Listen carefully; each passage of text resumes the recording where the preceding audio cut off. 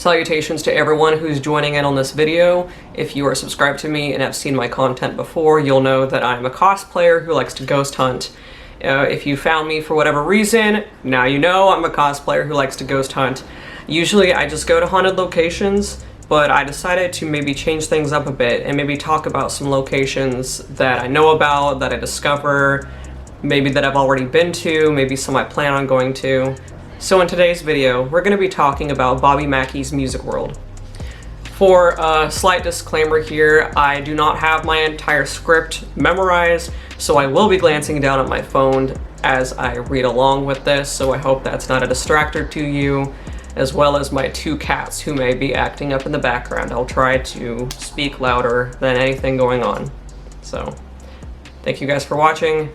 Enjoy. Located in Wilder, Kentucky, sits Bobby Mackey's Music World.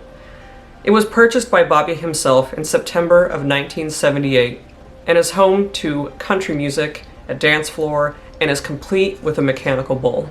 Soon after opening, however, Bobby was advised by lawyers to hang a sign out front stating that staff was not liable for any paranormal experience that patrons may have while visiting. The sign reads, "Come for the ghosts, stay for the music."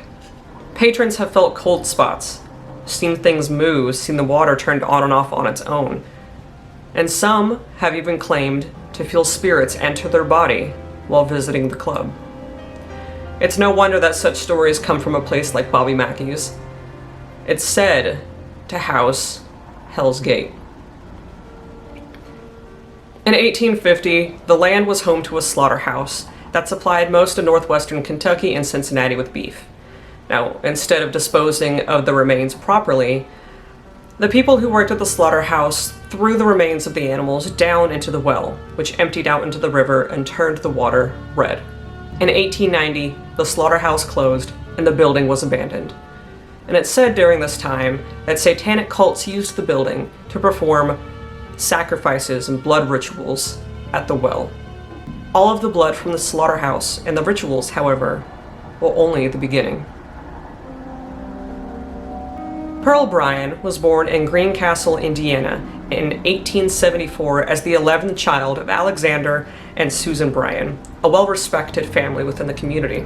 To the people of Greencastle, Pearl was known as pretty and charming, and by the age of 20, she caught the eye of a newcomer into the town by the name of Scott Jackson, a 27-year-old dentist student. Scott had fled to his mother in Greencastle after being caught embezzling money from his college.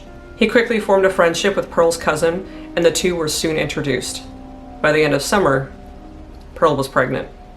Much to Pearl's disappointment, Scott had no intention of marrying her, and he soon advised her to get an abortion. After moving back to college, he would send her letters containing instructions on how to give herself a miscarriage, to which she would reply and say nothing was working.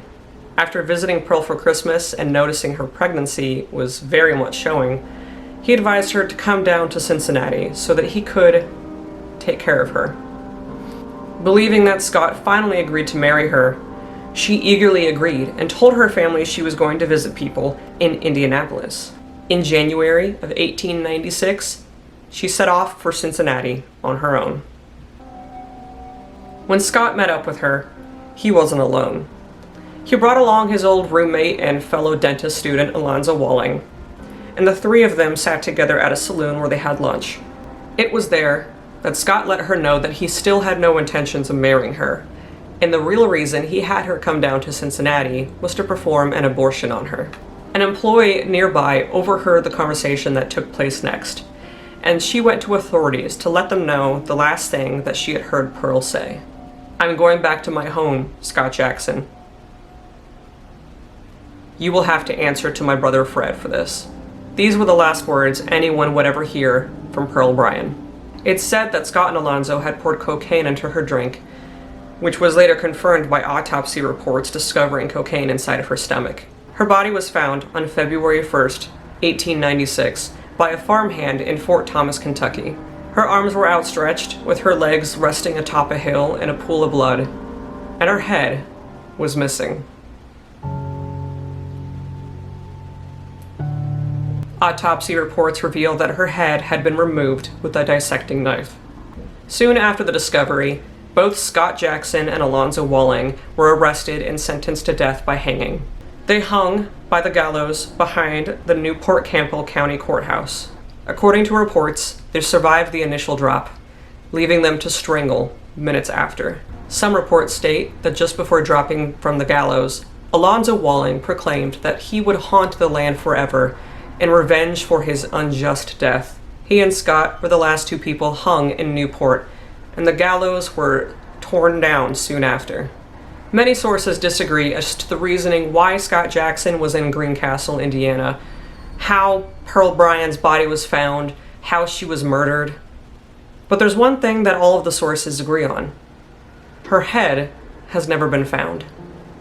It's said that Scott and Alonzo tossed her head down the well of what is now known as Bobby Mackey's, and it was this action that caused the opening of the portal to hell. In the 1920s, the railroad was built and the slaughterhouse building was torn down. In its place sat a casino that served as a speakeasy during the Prohibition. It was later taken over by Buck Brady, who named the building as the Primrose. The Primrose saw its fair share of violence and attempted murders and threats, especially after being taken over by mob members. By the 1950s, the building was once again repurposed and changed into a nightclub known as the Latin Quarter. This, legend says, is where Bobby Mackey's gets his second most infamous ghost. Joanna was the daughter of the nightclub owner, and she was known as a dancer and known to be wearing rose-scented perfume. While dancing in the club one night, she fell in love with a singer named Robert Randall. Soon after meeting, Joanna became pregnant, and the two planned to run away together. Her father had forbidden her from romance, and once he discovered the pregnancy, he used his criminal connections to have Robert Randall killed. Heartbroken, Joanna attempted to murder her father by poisoning, and she descended the stairs into the basement where she took her own life in the dressing rooms. Her body was found by the well, and it's said that her spirit is cursed to haunt the music hall forever in search of her lost love. Odd enough, Bobby Mackey's full name is Robert Randall Mackey. When he purchased the building and turned it into the music hall, strange things began appearing instantaneously. For starters, his wife was attacked by an unseen entity. There have been numerous sightings of the headless spirit of Pearl Bryan, and you can hear Joanna sing and smell her rose-scented perfume. Furniture moves on its own, and you can hear the sound of banging and screams echoing through the walls. Most of the activity, of course, comes from the basement, where you can hear deep growls emanating from the well. This is what leads people to believe that the well is a direct portal into hell. Regardless, investigations and public records have failed to turn these legends into any more than just that, and no actual connection between the death of Pearl Bryan and Bobby Mackey's has ever been made. Bobby Mackey's is currently open for ghost hunting investigations, where you can book your own tour. You'll get exclusive access to the entire building overnight, seances, access to professional equipment, and of course refreshments. Other than that, there have been numerous amounts of ghost hunters and investigators going to the building, such as Ghost Adventures, where you can see them going to Bobby Mackey's, and I believe it's season 1, episode 1. You can also watch BuzzFeed Unsolved Go, which I have a link for that in the description. There have been numerous ghost hunters on YouTube who have gone to the building and had their own experiences. I can link a couple in the description below if that's also something you would like to see. Otherwise, a quick search to YouTube would take you right to them. If you do want to find out any more information about Bobby Mackey's, I've linked all my sources below that I used to compile my script.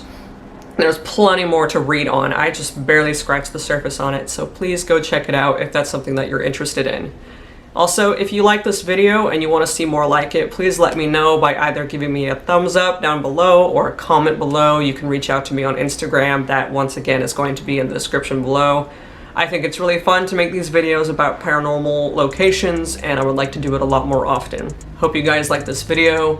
Stay spooky.